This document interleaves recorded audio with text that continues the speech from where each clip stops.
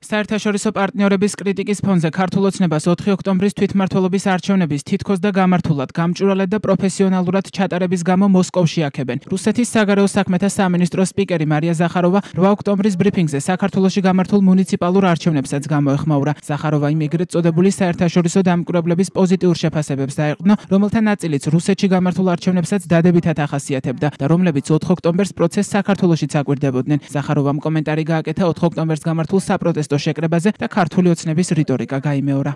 4 октября в Грузии прошли выборы в муниципальные органы власти. 4 ოქტომბერს საქართველოში ჩატარდა მუნიციპალური არჩევნები, მათ ფონზე კი მიმდინარეობდა რადიკალური ოპოზიციის ძალადობრივი აქციები. ხაზს უსვამთ, რომ უცხოელმა დამკვირვებლებმა დაადასტურეს ხმის მიცემის გამართულობა და პროფესიონალურობა. მომყავს შეფასებები, რომლებიც არა ჩვენი, არამედ დამკვირვებლებისაა, რომლებიც ამ არჩევნებზე მუშაობდნენ. მათი შეფასებით საარჩევნო პროცესი გამჭვირვალე და კონკურენტული იყო.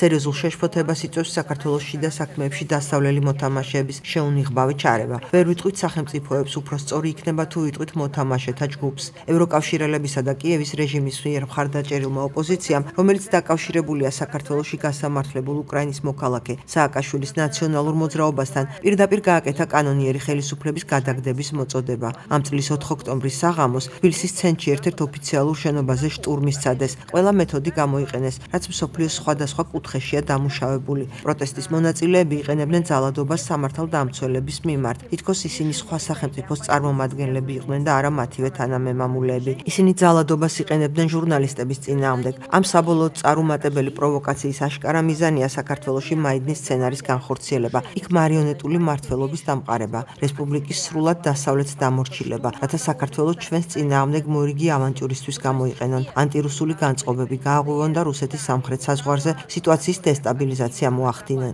იდეა ისევ ერთია, გახადონ საქართველო ინსტრუმენტად სხვების ხელში გეოპოლიტიკურ დაპირისპირებაში გამოსაყენებლად. ქართულ ოცნებას არჩევნების წარმატებით ჩატარებასა და დამაჯერებელ გამარჯვებას ულოცავს ბელარუსის პრეზიდენტიც. ალექსანდრ ლუკაშენკოს წერილში, რომლის ადრესატი ირაკლი კობახიძეა, ვკითხულობთ, რომ ბელარუსი საქართველოსთან მეგობრული და თანამშრომლობითი ურთიერთობების გაღრმავების მიმართ მტკიცე ერთგულებას ადასტურებს.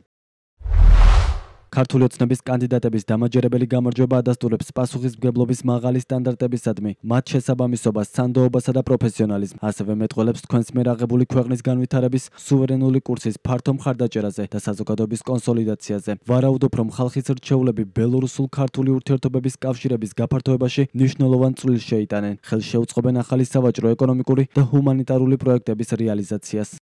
2025 წლის 4 ოქტომბრის მუნიციპალურ არჩევნებს, რომელიც ოპოზიციური პარტიების ნაწილის ბოიკოტის ფონზე ჩატარდა, არ აკვირდებოდა პრაქტიკულად არც ერთი სანდო საერთაშორისო ორგანიზაცია და ქართული არასამთავრობო სექტორი. არჩევნებს ეგრეთ წოდებული საერთაშორისო დამკვირვებლების სტატუსით აკვირდებოდნენ ისეთი პირები, რომლებიც ყალბი დამკვირვებლების მონაცემთა ბაზაში ირიცხებიან. მათ შორისაა ფრანკ ივონ პენგამი, რომელიც 2024 წელს რუსეთის საპრეზიდენტო არჩევნებსაც აკვირდებოდა და პროცესს დადებითად აფასებდა. მან პოზიტიურად შეაფასა საქართველოს თვითმმართველობის არჩევნებიც, რასაც პროსახელისუფლებო მედია აქტიურად აშუქებდა.